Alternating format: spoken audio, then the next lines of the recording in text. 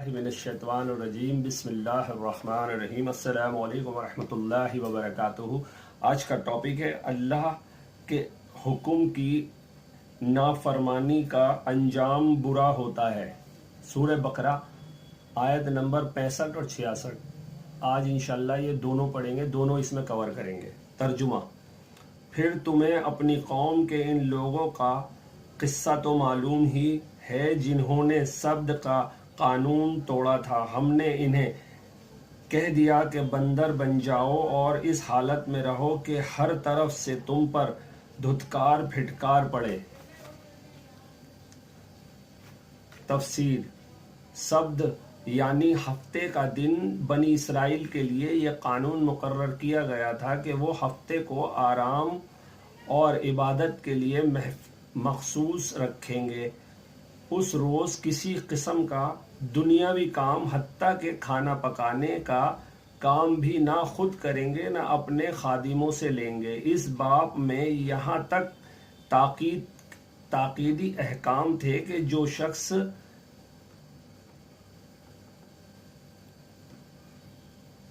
शख्स इस मकसद से दीन की हुर्मत को तोड़े वो वाजिबुल कत्ल है। मुलाहिजा हो खुरूज बाब 31 आयत नंबर 17-12। लेकिन जब बनी इसराइल पर इखलाकी व दीनी इन्हतात का दौर आया तो अलल ऐलान शब्द की बेहुरमती करने लगे, हत्ता कि इनके शहरों में खुले बंदो शब्द के रोज तिजारत होने लगी।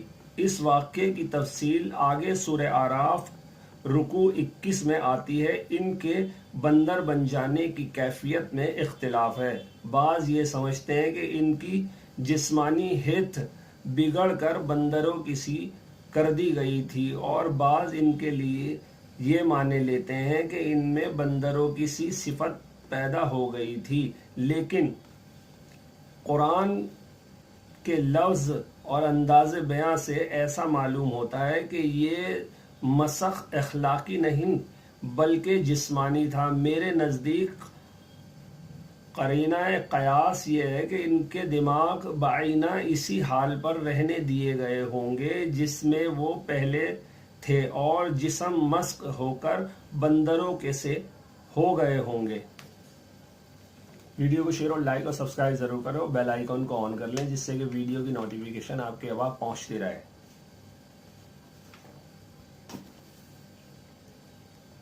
चौसठ।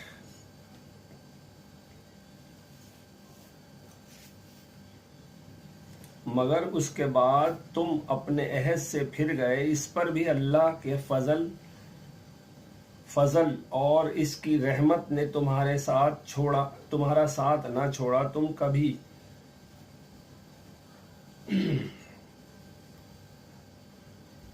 66 आयत है, यानी कि यहाँ से हम शुरू करेंगे। इस तरह हमने उनके अंजाम को इस जमाने के लोगों और बाद के आने वाली नस्लों के लिए इबरत और डराने वालों के लिए नसीहत बनाकर छोड़ा।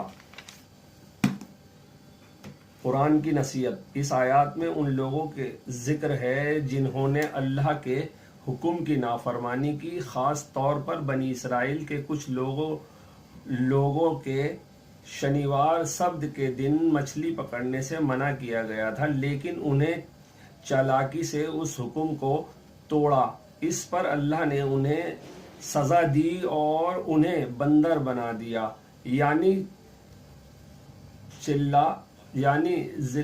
जिल्लत और अपमान की हालत में डाल दिया। अल्लाह के आदेशों का सम्मान करना जरूरी है। चालाकी या धोखा देकर नियम तोड़ना भी गुनाह है। जो लोग बार बार चेतावनी के बाद भी नहीं मानते उन्हें सख्त सजा मिल सकती है।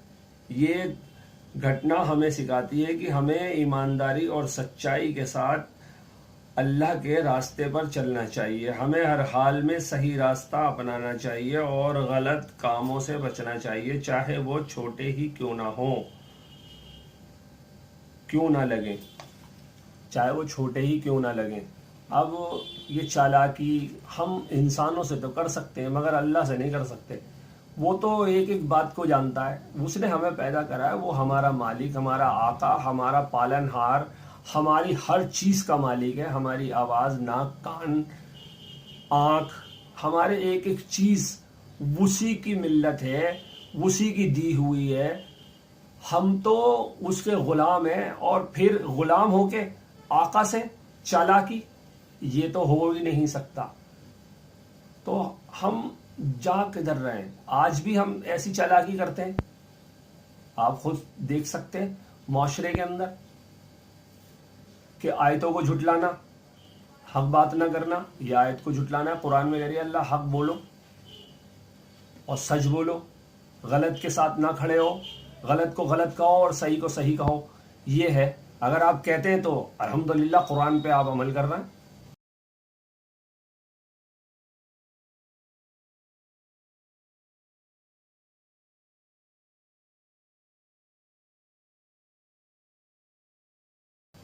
अस्सलामु अलैकुम वरहमतुल्लाहि वबरकातुहू।